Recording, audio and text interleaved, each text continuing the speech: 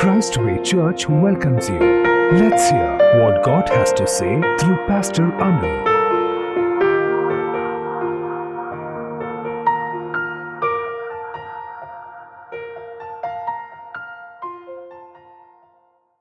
I would like to welcome you all in the name of Lord Jesus Christ to this teaching section. Before we start, I want to thank God as a church for keeping us safe and peaceful at this time of troubles and difficulties. Today we are going to study about our offending nature. Let's learn how it will affect our daily blessings and our eternal life. The title of our message is The Spirit of Offense, Your Enemy.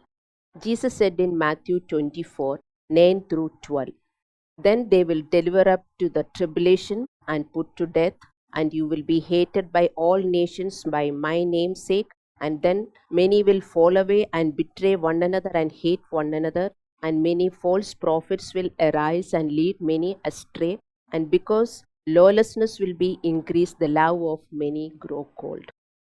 Jesus warned of the persecution of believers. He warned some of the believers would prove to be false disciples who would turn to one another. Jesus said, because of the lawlessness will be increased, the love of many grow cold, whether it is because of the influence of false teachers or because of the persecution. When trouble increases, many believers' love will grow cold because their love towards God, they find it very difficult to move forward. They fail to trust God and obey in times of difficulties when persecutions increase and the fire increase. And they will not preserve till the end. These are the words of Lord Jesus Christ for our warning. And such believers in church will not only fall away from faith, but they will be harmful to church because Jesus is telling they will betray each other and hate each other. So please aware of this truth. There is a true love towards God and people. That is the fruit of Spirit, the fruit of the Holy Spirit that cannot become cold because such love is sustained by Jesus Christ, who is able to keep us from falling. Jude 1, 20 through 24. Because such believers love God, they love to obey what God says, and they have the fear of God. They keep obeying and they help other people to obey. They help other people to grow in Christ. So what happens? We read in Jude 1:24, to such believers, God will help them not to stumble. God will help them to be pure and blameless at the end of the day. This is God's help. Why? Because they keep obeying. Whatever happens, they never stop. They have no doubt. They have no disbelief in Christ. They keep obeying blindly. They keep obeying whatever God says. Hallelujah. How can we be sure that the love we have for Christ will never grow cold? So this is a situation that every believer will face. Okay, when the tribulations and trouble increase, their love will grow cold. So you should understand why that happens. How can we be sure that the love we have for Christ will never grow cold? You may say, no, my love will not grow cold. I love God, I will be like this. You cannot say. These are the sure words of Lord Jesus Christ. Jesus says, because of the spirit of offense in the people, they grow cold. You should read these scriptures, Matthew 24, 9 through 12, very carefully. He is telling that because of the spirit of offense in people, and if you are not overcoming the spirit of offense, Jesus warns us that you will fall away one day from your faith, from your love. Not only that, it is not that you will fall away and you will sit somewhere, but you start hating each other. You start betraying each other. Dear friends, understand, this will happen to every believer. You cannot say, no, this will not happen to me. I don't trouble anyone.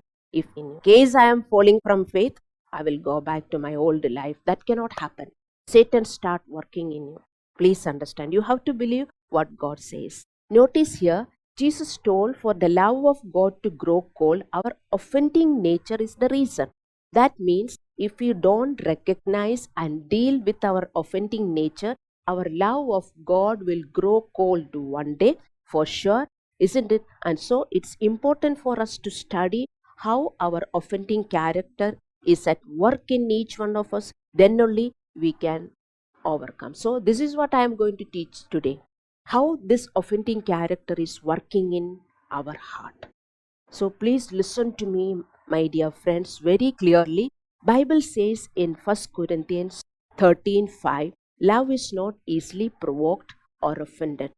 If a believer in Christ is not growing in the love of God, he will get offended, he get provoked by each other very easily because he is hurt by others and he is hurt by every problem he faces. Okay, so this is natural in us. I'm not telling that when we are born again, this supernatural quality is in us. This is one character that has to be developed in us. So when you are hearing, you should not think that, oh, I am a big sinner, all these characters are with me, so one day I'm going to fall away from faith. Yes, if you don't deal with this character, this is there when we are born again baptized as human. This character is in us. We have to recognize this character and deal, otherwise this is very dangerous for us. That is the reason God has given me this subject at this time of coronavirus. You need faith in God. Your love in God has to keep growing. God will protect you. But if you are falling from the faith and the love of God, God cannot do anything. So friends, understand, that's the reason God has sent me with this subject. So very, very carefully, please listen to me. The person who is offended, he is hurt by others. Not only he is hurt by others, he is hurt by every problem that he is going through, and he doesn't want to accept the situations that he is going through, and he cannot forgive the people. This will cause him to have hurt in his heart. You know that when you go through a situation, when you are offended at the situation and at people, after some time, what is going to happen in your heart? Hurt feelings, isn't it? And the truth is, hurting people will hurt others. If you are hurt, you will hurt everyone. You will even hurt pastor. If you have peace only, I get peace. Please understand. What you have only, you can give. You may be telling that you are praying for me, but you are hurtful. You don't have peace. That will affect the pastor. How?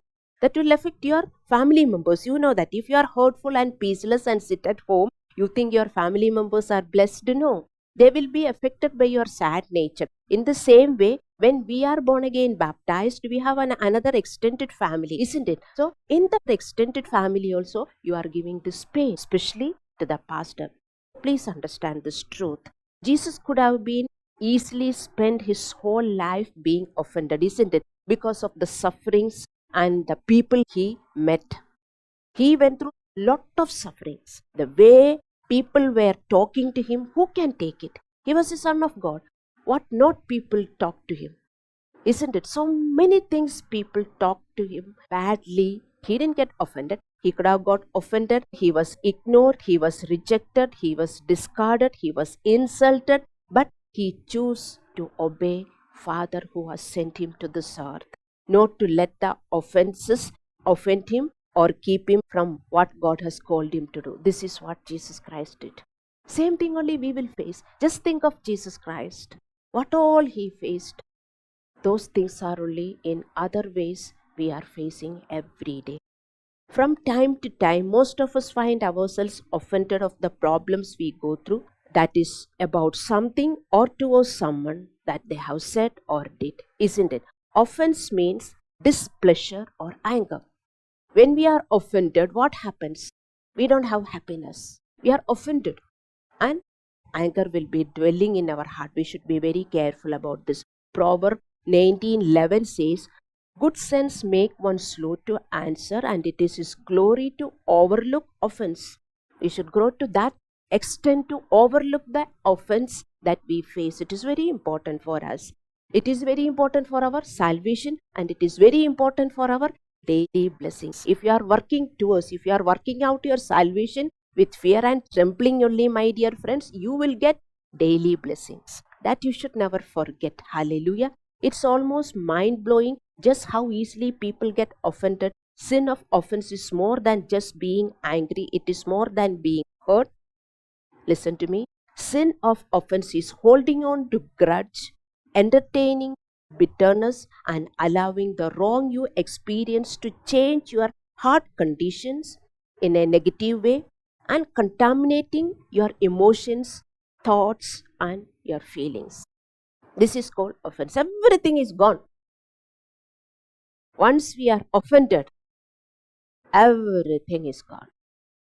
Our thought life is gone. Our word life is gone. I am coming with another message next week about our word life. Our thought life is important. Our word life is important. So when we are offended, our thought life is gone. Our word life is gone. Our action life is gone. So understand how dangerous this character is inside. If we are not dealing with this character, that is the reason Jesus Christ told us we will fall away. Love of God will grow cold in many, and they hate each other and betray each other. How true it is, isn't it? Sin of offense is very, very dangerous because it makes the person who offended blind. That is the another thing. And it will blind you to your own sin of pride. This is the sin of pride because you are only looking at the other man's sin.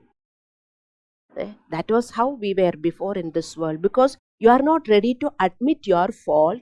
Feeling offended and keeping offense in one's heart is deeply rooted in their unforgiving nature.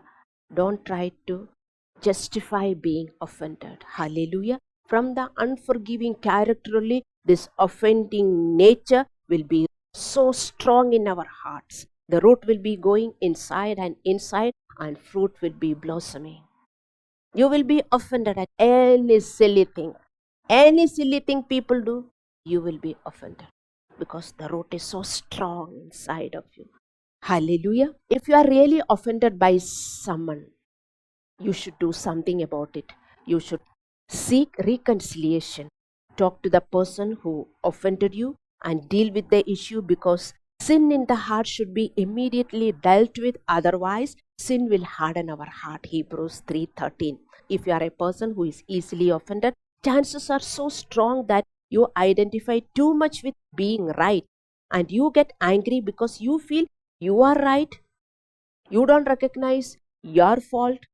Listen to me, it is sad because when people are so easily offended, we also have lack of unity in relationship and emotional connection, harmony and teamwork in your own family and in church and wherever you are, in the office, everywhere, because you are offended in your heart. And we also miss out joy and blessings in life if we choose to dwell in our offense, because with our offending heart, we will never see God. With our offending heart, we will never see God. Why? Because Hebrews 12:14 says, without peace and harmony with each other, we will not see God. Isn't it? We should have peace in our heart always. How important is peace? Understand, my dear friends. Sin of offense simply means we are hurt by someone or something and we struggle in our spirit for that offense to go. We cannot forgive that person. We keep remembering what that person has done. This is the deep-rooted sin of offense. You keep remembering. You keep remembering. So what happened? Satan will bring all the bad about him. This should not happen in our born-again life. We should not keep any bad account in our life. We have to keep dealing with that. As we feel insulted and mistreated and disrespected, we are unhappy, we are displeased, and we are angry. The main reason of this is our unforgiving character deeply rooted in us. If you refuse to forgive, you allow anger to consume you. Anger in our heart is unhealthy because your anger will lead you to be away from Christ. Your anger will lead you to be away from Christ. Why? 1 John 3:15 says, everyone who hates his brother is a murderer. Hallelujah. And no murderer has eternal life. So when we are keeping anger in our heart, I will always talk about anger. You should keep listening about my message in the YouTube about anger. Anger is a killing spirit. You are killing yourself. Not only, my dear friends, you are killing yourself. You are killing many people. Your family members, church, pastor, you cannot give love. You are angry inside. Jesus said those who have got anger inside, they will not see eternal life. Hallelujah. In Christ, we have received forgiveness for our sins. In order to receive forgiveness for our sins, we need to forgive others. Matthew 6:15. God will forgive our sins when we forgive others' sins. Hallelujah. And the feelings of anger, bitterness, hatred, revenge, we should not stuff inside. When we are in the Spirit, when the Spirit is alive in us, we are stuffing anger, revenge, hallelujah, bitterness, whatnot, hatred. That should not happen. Jesus said it is impossible that no offenses should come. Luke 17:1. Offenses will come, my friends. Be ready. Every day be ready. Offenses will come. From which part? Through whom? We don't know. So we should be prepared in our heart every day. You should not get offended through any situation or through any people. Hallelujah. We have to experience offense daily. The question is how our heart will handle the offenses. All unforgiveness come out of offense, and unforgiveness may be the greatest poison in human heart, that your heart will be always hurtful because of your unforgiveness. I told you, this offending character is a poison. That poison only at the end will kill you. If you are not dealing or removing that poison out, this poison will gradually kill your faith. Hallelujah. In Christ, it's our choice when someone's words or action hurt us, either to forgive him or react with anger or stuff all the hurt feelings inside. Many believers will do that. They understood they should not speak angrily. So what happens? They stuff the emotions inside. That is very dangerous. You should not stuff your emotions inside. That is the reason Jesus Christ told, go and reconcile. Please understand. This is the reason I counsel many of you.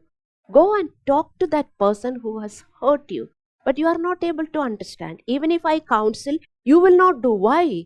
Then only you can deal with your stuffed emotions. I can understand. I will counsel many of the church members. Please go and talk to that person. But you will not do. It's very important for us, my friends. Understand? And when we forgive others, we bring healing to others, and in turn, we will bring healing to ourselves.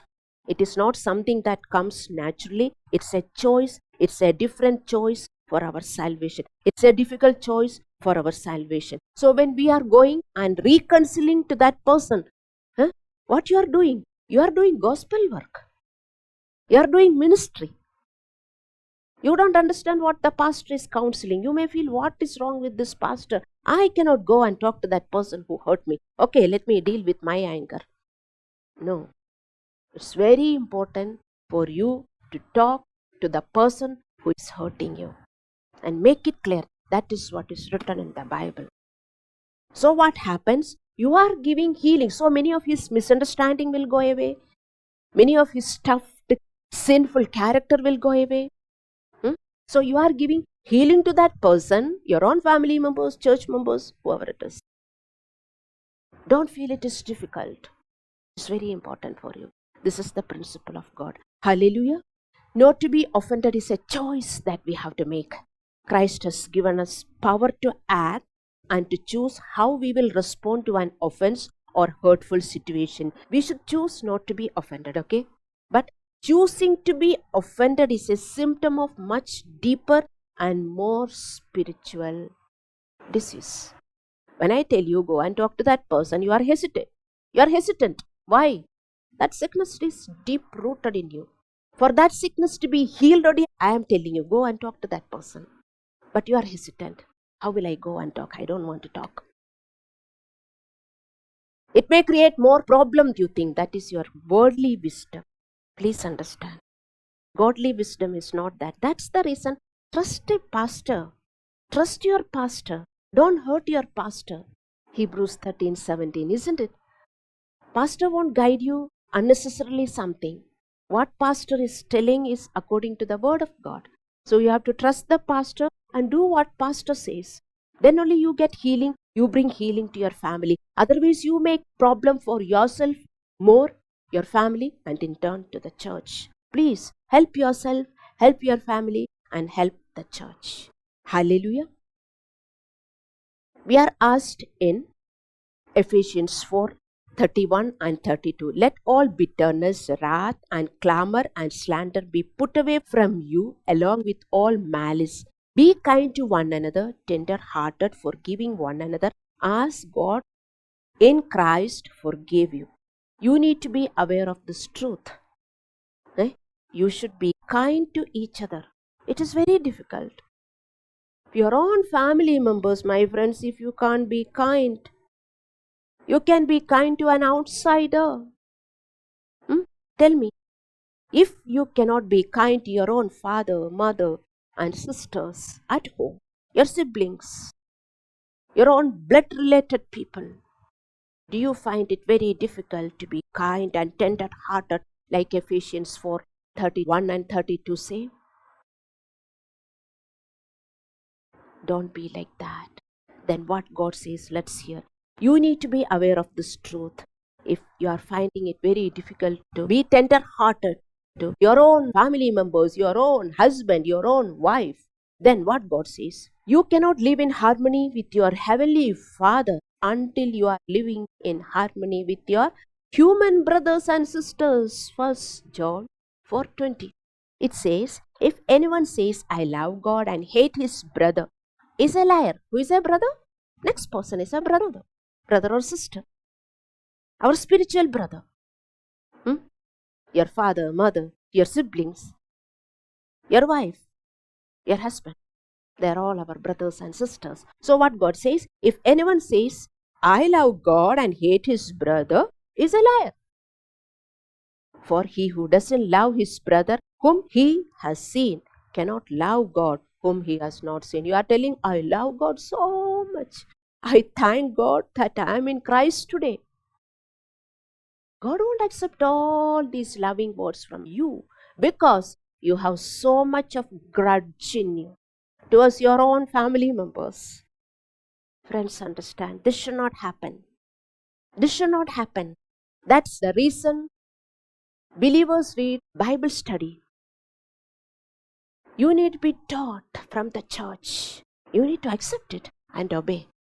Hallelujah. So, if you are not loving your brothers and sisters, who are they? I have told you.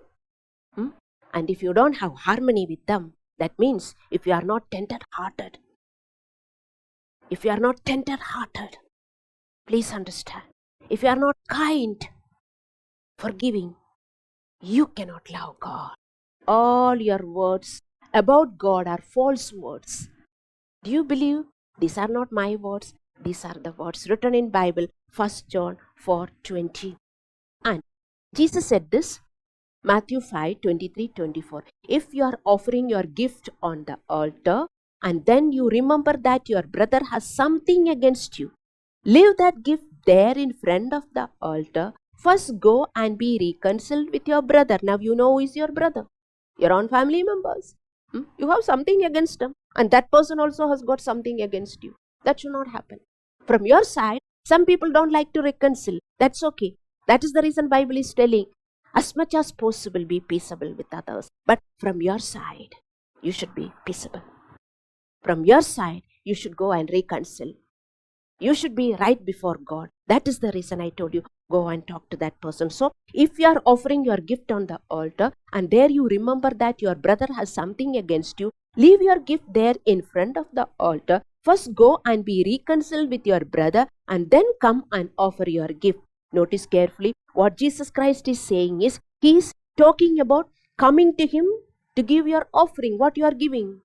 What offering you are giving? Not about money, even money also. This is not talking about giving money. This is talking about your worship and your prayers, your offering before the altar.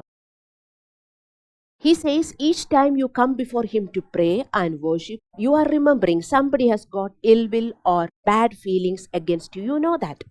You know that. In your own family only I am talking, isn't it? Or if anyone, your colleague or your church member, call that person. You have an ill feeling and that person also has got an ill feeling. So what you should do? You should go to that person and make it right. Seek reconciliation. Then you come and pray. This is the principle of prayer. Everybody will pray. We are all praying people, we are all worshipping people, but we don't know the principle of worship and prayer. That is the reason Bible says, righteous man's prayer will be heard. Who is a righteous man? A man who is practicing righteousness. Isn't it? None of us are righteous, but today itself you can be righteous. Today itself, if Jesus Christ comes, you can reach heaven. That is how our salvation is secured. When? You should be ready to reconcile. You should be ready to practice righteousness. When? Every day. You should be ready to live with a pure heart. When? Every day. Is it not possible? It is not that we are completely holy and pure, but you are ready. You are humble. You are ready to become like Jesus Christ. It is not that you are asking forgiveness and keep doing without any alertness. Be alert. Jesus Christ told, be watchful and pray. Stay awake and pray so that you will not fall in temptation. So you have that kind of prayer life. So Jesus is telling, when you are praying, go and reconcile with that person. Your prayers will be heard only then. Otherwise, your prayers will not be heard. So, each time you are praying, please understand, you are in personal prayer, group prayer, and many kinds of prayers. But when you pray, understand, you don't have anything towards anyone inside of you. You don't say that, yeah, I have forgiven. Did you reconcile with that person? That person will be having something against you. You should reconcile with that person. You cannot just say that I don't have anything in my heart. You have to go and reconcile. It is God's principle for prayers. Don't think that, oh, this is very difficult. Hallelujah. The relationship is easier to mend when the offender apologizes to the offended. But what if the offender doesn't admit his wrong? Matthew 18:15, Jesus said, if your brother sins against you, go and rebuke him in private. This is what you should do. If that person is doing something against you, you can go and tell what you have done is wrong. Please do that. Go and rebuke him. That means you are not going and fighting with him. That is different. You are going and convicting that person what you have done. It is very important, my friends. Understand. You are not obeying the biblical truth. So, if your brother sins against you, go and rebuke him in private. If he listens to you, you have won the brother. But some people don't want to reconcile. But that you leave. Your part you have to do. And in Luke 17:3, Jesus said, if your brother sins, rebuke him. You should make peace with others and you should be a peacemaker always. Hallelujah. Too many of us are Bible believing people but not Bible practicing people. Believers, they believe Bible, they read Bible, they pray, they worship, they don't practice. This is not Christian life. You cannot get your daily blessings from God. You cannot reach heaven if you are doing like that. Once saved is not always saved. Hallelujah. When you go to the offender, if he admits his mistake and asks you sorry, then you gain the relationship. But they will tell, no, I have not done any mistake. What we can do? But from your part, you have to do what God has said. It means there will be no continuing resentment and bitterness in your heart. You are becoming a peacemaker. And Proverbs 18:19 says, brother offended is hard to win.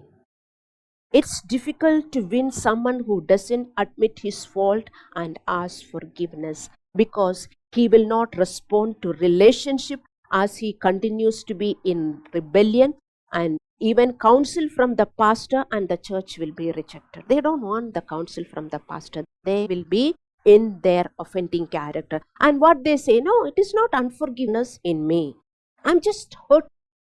This hurt is because of your unforgiving character. This hurt that is settling in your heart is because of your unforgiving character, because of your offending character. You cannot maintain a relationship. When you cannot maintain a relationship, my friends, do you think you can have a relationship with God? Today you have to write this scripture in your room, 1 John 4:20. That will give you a lot. I have to make peace with everyone. Otherwise, I cannot have peace with God, or I cannot have relationship with God. Hallelujah. Do you know the reason why we are not able to rejoice always and be peaceful in our hearts? As Bible says, do you know the reason why believers are not able to obey 1 Thessalonians 5:16 through 18? What's written? Rejoice always, then pray continually, give thanks for whatever happens. You may think this scripture, these 3 verses, is very difficult to obey. Are you thinking so? Then understand, you are not dealing with your offending character. When problem comes, you are not able to rejoice. Why? Hurt. Heart is filled with hurt. Heart is filled with pain. Then how can you rejoice? When you are not able to rejoice, how prayer will come and thanksgiving can come? How can you be grateful to God? Other times you may be, but in your problem, you have to prove your faith. Last week we have learned James 1:12. Isn't it? You have to bear. Those who bear the problems are blessed. Last week we have learned about a blessed man. Who is a blessed man?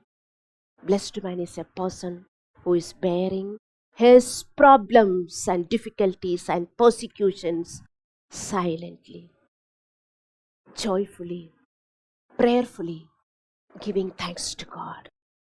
Do you feel this is very difficult to you? Then understand. You have a deep-rooted offending character in you. So, believers will think, why I am not able to rejoice always? Why? One or the other thing is coming for me to be in my sadness. Many believers are living in sadness. They are not able to rejoice. They are not able to be peaceful. Why? Because you are offended of somebody or you are offended of something. That's the reason Luke 17:1 Jesus Christ told, offenses will come. Offenses will come. Be ready.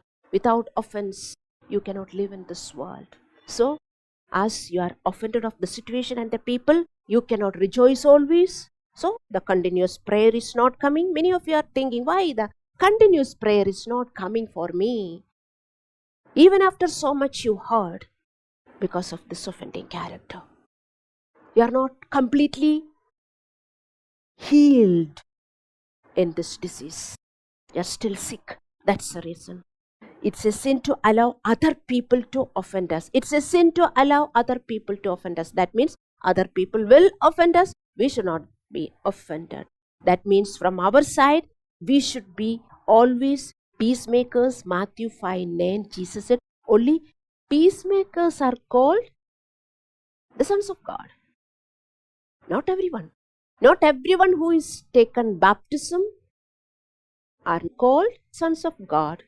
They may be thinking, I am a child of God. I am a child of God. But in God's book, God will consider a person as his own child. Who is that person? He is a peacemaker. He is a peacemaker. He will rebuke the people. He is not fighting. Fighting and rebuking is different. You are lovingly convicting a person's sin is called rebuking. That is not fighting. You are rebuking the person who is sinning against you and reconciling immediately. Even if that person doesn't want to reconcile with you, from your heart there is nothing. You are getting cleared of your offending character. So what happens? Always you have joy, always you have prayer, always you are grateful to God. Such a good God. Then you will understand who this God is. Nothing is impossible. You will never be scared of coronavirus. Are you scared of coronavirus? And so many other things are coming. Now we are going through second wave and the third wave coming. Something else is coming. Are you scared? If you are scared, faith is not in you. Fear is the opposite of faith. Faith is not in you because you are not living as the Son of God. Who is a Son of God? He is a peacemaker. Hallelujah. The capacity to conquer your offending nature may seem beyond your reach. You may think, oh, my offending character is too deep inside. How will I get deliverance? I don't think I can come out from this offending character. Never think so. God will give you all the help if you approach Him. The purpose of the restored church is to help you grow in Christ. First is, He will give you a church. Ephesians 4, 12 and 13. The church is not a rest home for already perfected believers. Rather, it's a spiritual home, a spiritual school. Church is not a place where people have to come, pray, listen to the preaching and just go.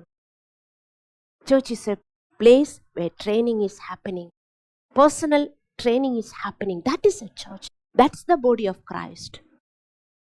That is Christ's way church. I can tell you with all confidence, that's how I am leading a church. I give you all help for you people to grow in Christ. You know that what I am telling is truth or lie. I will help you to grow in Christ. He is a pastor. That is the pastorship God has given to a leader. So, the church is not a rest home for already perfected believers. It is not a place just to come, pray and go. Rather, the church is a spiritual school where we get educated, taught and trained in righteousness. We gain in experience as we practice on each other, ongoing process of perfecting saints. Perfecting saints. Many believers are thinking they are already perfect. Church is there to perfect the saints. You have to read Ephesians 4, 11 through 16. You will understand why God has appointed a pastor, why you have a church. To perfect the saints. Many believers are thinking they are already perfect. No, my dear friends, you need a church, you need a pastor, you need each other's help to grow in Christ. Hallelujah. And in the ongoing process of perfecting saints, we will become perfect. Luke 17, 3 and Matthew 18, 15 are the examples of correction in the church. That is the reason. Go and rebuke the person who is sinning against you. That should be in the house and in the church. It is not fight. Don't get offended of the correction. Hallelujah. You should be used to how to live this Christian life. Ephesians 4, 15 and 25. We are instructed to speak the truth of God. We have to speak the truth of God. The word of obedience. All these truth you are understanding. You have to teach other people. This is called discipling. Every person, every child of God should disciple. If you are not discipling anyone, you cannot grow in Christ. Dear believers, if you are a person only living for yourself, you may say you may be praying. You may be praying for others, that is different. Are you discipling others? You have to disciple others. Then only you can grow. See what Ephesians 4, 15 and 25 say? Speaking the truth to each other, we will grow. If you are not speaking the truth to other person, will you grow? It's written. So it is very clear, isn't it? If you are not speaking the truth to the other person, you cannot grow. That is God's principle. You may be thinking, why I am not growing? Why I am this sad condition? Many of you are thinking, why I am not improving? Because lovingly, you are not helping other people to grow. You may be judging, you may be criticizing, you may be fighting with the people because of the sin. That is different. That's why you are not able to grow. You should be tender-hearted. You should be loving. My siblings at home and my spiritual siblings should grow. So, with that understanding, you are building each other, talking the truth to each other. In the church, you should not get offended of the correction. Not only praying for each other is enough. Now you understand, you may be praying for each other and you will wash your hands and you think, oh, I have done my ministry. Not only praying for each other, you have to encourage each other. Hebrews 10, 24, 25. Those who are offended of correction and rebuke understand they are not the part of the body. Many of you are thinking that why I have so much of strong characters inside. Humble down. Be teachable. Join with a pastor. Join with each other. Accept the rebuke. It is biblical. Accept their encouragement. Accept the prayers. So what you get, give it to others. Don't just be a receiver. Many of you are just receiving, but you are not giving it. You should be a giver. When you give only, God will give you more and more. Many are not growing because you are not giving. That's the reason I told you. Many are not growing because you are not discipling others. When you are discipling others, you are giving what you have received from God. Please grow up. Dear believers, love God, love your family members, love church members, deal with your offending character. Hallelujah. One of the greatest indicators of our own spiritual maturity is revealed in how we respond to mistakes and weaknesses of others' offensive characters. How we deal. In your family, everybody will offend you. In the church, when you come, people will offend you. But how you deal with that shows your growth. If you are still getting offended of the people or situations, dear friends, you never started growing. And God is warning you. One day you will definitely fall away from faith. Not only that, you will be a harmful person to your own family and to the church family. So don't do that. Keep working with your offending character. Be careful with the spirit of offense in you. It's an enemy living in you. Be careful with the spirit of offense. Recognize the spirit of offense living in you. It's an enemy, or you are carrying an enemy all the time. This enemy will kill you, my friends. Understand. You are walking with this enemy. You are sleeping with this enemy. You are having bath with this enemy. You are eating food with this enemy. You are working on your laptop with your enemy. Please understand. Be very careful about this. Otherwise, God is telling you will fall away from faith. I pray this will never happen to you. I pray for all of you that today, after hearing this message, you will all deal with this enemy inside of you and you will chase this enemy out. Let's close our eyes in prayers.